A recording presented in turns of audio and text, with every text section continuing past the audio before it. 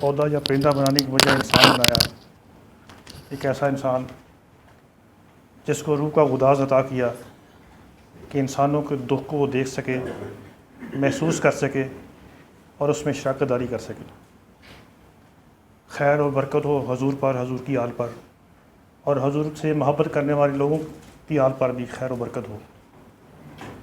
حاضرین محترم، آپ میری آنکھوں میں وہ جلتے ہوئے جگنوں کو تو دیکھیے، میں وہ ہوں جس نے ایک گاؤں میں جنم لیا، ایک سادہ سے گاؤں میں، جس کے گھر میں کوئی پڑھا لکھا نہیں تھا، اور وہ شخص جو خواب بھی نہیں دیکھ سکتا تھا اس جگہ کے، یہ جو جگہ ہے جہاں آپ نے مجھے عزت دی اور مجھے بٹھایا ہے، یہ بڑے لوگوں کی جگہ ہے۔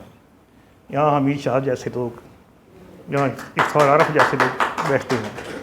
دیکھیے ایک ایسا کرشمہ ہوا ہے کہ آج گلزار ملک، وہ گاؤں کا ایک سادہ سا لڑکا یہاں بیٹھا ہے۔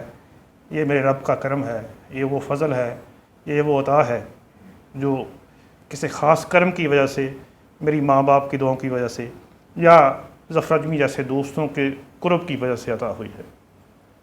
حضرات گرامی، اور جی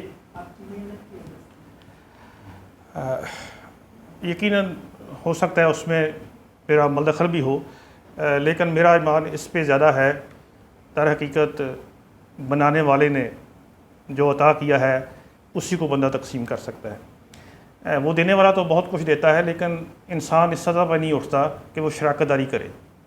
دیکھیے یہ میرا ایمان ہے، جو کہ آپ نے سوال کر دیا۔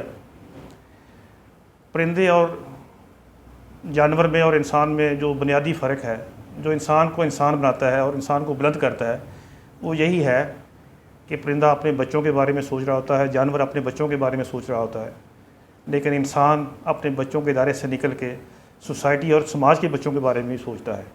تو یہی شراکت داری سے ایک بڑا انسان بناتی ہے، اور بلکہ انسان بناتی ہے۔ تو حضور والا یہاں جو کچھ بھی دوستوں ساتھیوں نے بیان کیا اتنے عمدہ اور خوبصورت لفظوں میں، ان ساتھیوں کو میں کیسے شکریہ ادا کروں۔ دل سے دعائیں ہیں ان کے لیے، اللہ ان کے قلم کو اور تقویت دے، انہیں بڑا انسان بنائے، اور انہیں وہ سب کچھ نظر آئے جو انسان کو بڑا کرتا ہے۔ جہاں تک میری کہانی کا سوال ہے، میرے کرداروں کا سوال ہے، تو اس حوالے سے میں ایک چھوٹا سا واقعہ ضرور شیئر کروں گا آپ سے، اپنی ماں کا۔ اللہ انہیں جنت نصیب کرے۔ روڈ ایکسیڈنٹ میں میرے والد صاحب فوت ہو گئے تھے، اور اس وقت میں FSC میں پڑھتا تھا، اور 17 دن بعد ان کا پتہ چلا تھا، اور ہم نے قبر کشائی کر کے انہیں اپنے گاؤں میں لے کے آئے تھے۔ اس ماں نے بہت دکھ جھیلے تھے، مجھے گھر میں بڑا میں تھا، 7 بھائی تھے ہم، پالنے میں بڑے دکھ جھیلے، تو ان کا ایک واقعہ تو آج ہونا ہی چاہیے، کیونکہ یہ ان کی محنت کا، ان کی دعاؤں کا صلہ ہے۔ تو غالباً FSC میں سیکنڈ پارٹ میں تھا میں، تو ماں کھانا، جب میں چونکہ بڑا تھا، محبت زیادہ کرتی تھی، وہ سب اولاد سے کرتی ہیں، لیکن مجھے لگتا تھا ایسے کہ شاید مجھ سے زیادہ کرنی، تو میں تھوڑا سا لیٹ ہو گیا، شاید ہلکا باب ذوق یا دوستوں کے پاس بیٹھنے کی وجہ سے۔ میرے بغل میں کتاب تھی ماں گورکی کی، ناول تھا وہ، تو وہ مسئلے میں بیٹھی تھی۔ جب میں داخل ہوا تو انہوں نے سلام پھیرنے کے بعد ایک سوال مجھ سے کیا، وہ بڑا اہم سوال ہے، اور وہ سوال آپ سب کے لیے بڑا اہم ہے۔ وہ تو سوال آپ کو اس پہ توجہ دینے کی ضرورت ہے آپ سب کو۔ انہوں نے مجھ سے پوچھا، بیٹا تمہارے پاس کیا ہے؟ تو ظاہر ہے میں نے وہ جو بغل میں کتاب تھی وہی انہیں پیش کرنی، وہی تھی میرے پاس، تو انہوں نے کتاب کی طرف دیکھا بھی نہیں۔ انہوں نے کہا تمہارا باپ فوت ہو گیا ہے اور گھر کی ساری ذمہ داری تمہارے پہ ہے، مجھے یہ بتاؤ تمہارے پاس تمہارا اپنا کیا ہے؟ میرے پاس اس وقت جب میں 21، 22 یا 18 سال کا تھا، اور ہزاروں راتیں گزار چکا تھا، ہزاروں دن اور ہزاروں شامیں میں نے گزاری تھیں، میرے پاس دکھانے کے لیے انہیں کچھ بھی نہیں تھا۔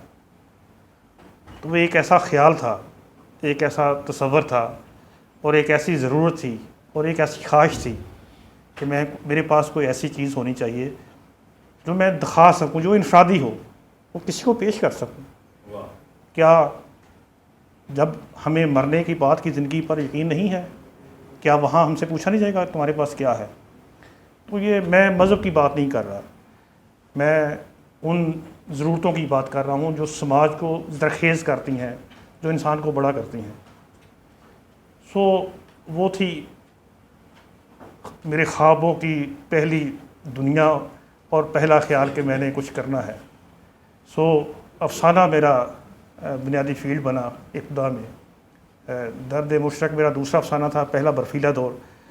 تو درد مشرق کی آخری کچھ لائنیں آپ سے شیئر ضرور کروں گا، کیونکہ وہ سماج کا دکھ ہے، اس کا نام بھی درد مشرق اسی لیے ہے کہ اس میں جو مین کردار ہے اور اس کا کنبہ جو ہے وہ ایک ایسے دکھ میں مبتلا ہے جو ہمارے سماج کا دکھ ہے، وہ ہے زندہ رہنے کا دکھ۔ اگر آپ کی ضرورتیں زندگی پوری نہ ہو رہی ہوں اور آپ ایک بیل کی طرح کام کر رہے ہوں، رات دن جتے رہیں آپ محنت میں، مشقت میں، لیکن ریٹرن میں آپ کو کچھ بھی نہ ملے، اور آپ کے بھائی بہن بھوکے آپ کے منہ کی طرف دیکھیں، اور آپ کی ماں بھی دیکھے اور کہے کہ تیرا باپ چلا گیا تو کیا اناج بھی ساتھ ہی چلا گیا، تو تب آپ اس شخص کی حالت، قلبی حالت کو، انر کو محسوس کرنے کی، اس دکھ کو محسوس کرنے کی کوشش کریں۔ اور جب وہ شخص صرف اس لیے اپنے دوستوں کے پاس سے اٹھ کے آ جاتا ہے اور اس کے اندر 10-20-100 روپے مانگنے کی ہمت تک نہیں ہوتی کہ اپنے دوستوں سے کیسے مانگے، تو اس کا وائنڈ اپ ہوتا ہے اس کہانی کا کہ وہ جہاں تھا وہاں سے وہ ایک 100 روپیہ لے کے آتا ہے، اور جب ماں اس 100 روپے کو دیکھتی ہے تو وہ کہتی ہے، میرے بچے، تیرے باپ نے تو بہت اپنی ہڈیاں تک اور حلال کھلایا تھا تجھے، اور تو اپنے باپ کا سودا کر کے آیا ہے 100 روپے میں۔ اور وہ 100 روپیہ ہوا اڑا کے لے جاتی ہے، اور وہ یوں منہ چھپاتا پھرتا ہے کونوں قدروں میں کہ جیسے وہ کوئی بدروح ہو۔ تو حضور والا میری کہانیاں اس دکھ کو بیان کرتی ہیں، ہمارے سماج کے دکھ کو۔ وہ صرف کوئی وہم نہیں ہے، وہ اس روشنی کو بھی بیان کرتی ہیں جو ہماری سماج کی ضرورت ہے۔ وہ ان خوابوں کو بھی بیان کرتی ہیں جن کے بغیر کوئی بھی سماج بڑا سماج نہیں ہو سکتا۔ وہ ان ساری کی ساری مشقت اور محنت کو بھی بیان کرتی ہیں جس کے بغیر انسانی سماج میں رہنے کا جواز ہی نہیں ہے۔ تو یہاں جو جدیدیت کا نعرہ لگایا جاتا ہے اور جہاں جو ضرورت ہے ہمارے سماج کی، اس پہ تو بات ہی نہیں کی جاتی۔ ہم تو اس طرف رخ ہی نہیں کرتے، کتابوں میں، کہانیوں میں، اخباروں میں کہیں بھی نہیں ہے وہ جو ہمارا دکھ ہے، جو ہمارے سماج کا دکھ ہے، جو ہماری نسلوں کا دکھ ہے، ہمارے بچوں کا جو دکھ ہے۔ وہ ایک ایسی دوڑ میں ہے جو مسابقت کی دوڑ ہی نہیں ہے، انہیں تو ترقی کا، برابری کا موقع ہی نہیں ہے، ان کے پاس تو وہ وسائل اور سورسز ہی نہیں ہیں، وہ ایمانداری سے سچ بھی نہیں بول سکتے، وہ ایسے دکھ میں مبتلا ہیں کہ انہیں بڑا ہونے کے لیے موقع ہی فراہم نہیں کیا جا رہا۔ تو پھر ہمارے بچے بڑے کیسے ہوں گے؟ کیا اس سے بڑا کوئی دکھ سوسائٹی کا ہے؟ میری بات سنیے حضور، جو نبی ولی ہوتے ہیں، جو اللہ کے بندے ہوتے ہیں، جو بڑے انسان ہوتے ہیں، جو گزر گئے ہیں، ان کا پہرا انسانوں کے خوابوں پہ ہے اور انسانوں کے خیالوں پہ ہے۔ وہ انسان کے خواب بدلتے ہیں، وہ انسان کے خیال بدلتے ہیں، انسان بدل جاتے ہیں۔ تو کیا ہم جو لوگ ہیں جو قلم قبیلے سے تعلق رکھتے ہیں، میرا تو خیال یہ ہے کوئی چھوٹی موٹی ولایت تو ہمارے پاس بھی ہے، کوئی صغرا ہوگی، کوئی کبرا ولایت ہمارے پاس کیا نہیں ہے؟ ہم سب کے پاس وہ ولایت موجود ہے، اور کیا ہم اس ولایت سے کام لے رہے ہیں؟ کیا ہم وہ کہہ رہے ہیں جو ہمیں کہنا چاہیے؟ ہم نے کیا کیا؟ کیا حق نہیں ہے کہ ہم اپنی ذات کی سطح پہ ہی کوئی دیا جلائیں، بھلے ہم اندھیرے میں ہی رہیں؟ آپ دیکھیں دیے کے نیچے اندھیرا ہوتا ہے، لیکن جب جلتا ہے تو دوسروں کو روشنی دیتا ہے۔ تو میری ساری کی ساری کہانیاں اصل میں سماج میں شراکت داری کی بات کرتی ہیں، وہ اس دکھ کی بات کرتی ہیں جو ہمارا باہمی ہے۔ وہ کسی خوف کی بات نہیں کرتی، وہ کس سے ڈرتی نہیں ہیں، ان کرداروں کو ڈرنے کی ضرورت نہیں ہے، اس لیے کہ آپ نے یہ طے کرنا ہے کہ آپ نے سچے لوگوں کے ساتھ کھڑے ہونا ہے یا آپ نے جھوٹے لوگوں کے ساتھ کھڑا ہونا ہے۔ کہتے ہیں انسان جس رخ پہ جاتا ہے عطا اسی رخ پہ ہوتی ہے. کیا بات ہے. اور یہ بھی کہ برائی کے لیے اتنا ہی کافی ہے کہ اچھے لوگ خاموش رہیں. میں خاموش رہنے والا نہیں، واہ واہ واہ میرے کردار بھی خاموش رہنے والے نہیں ہیں. واہ واہ. سو دیکھیے، بھلے اندھیرا بہت ہو، بھلے جبر بہت ہو، لیکن ہم روشنی کو، ہم اپنے یقین کو، ہم اپنی امید کو ٹوٹنے نہیں دیں گے. آپ ہیں وہ سارے جو امین ہیں اس چیز کے، آپ وارث ہیں اس چیز کے. سو میرے جتنے بھی دکھ ہیں، میرے بچوں کے دکھ ہیں، اور میرے جتنے بھی سکھ ہیں، یہ میری وہ دعائیں ہیں اور وہ خواہشیں ہیں جو میں چاہتا ہوں اپنی قوم کے لیے، اپنے بچوں کے لیے، اس وطن کے لیے. دیکھیے، جب میں کہانی لکھتا ہوں،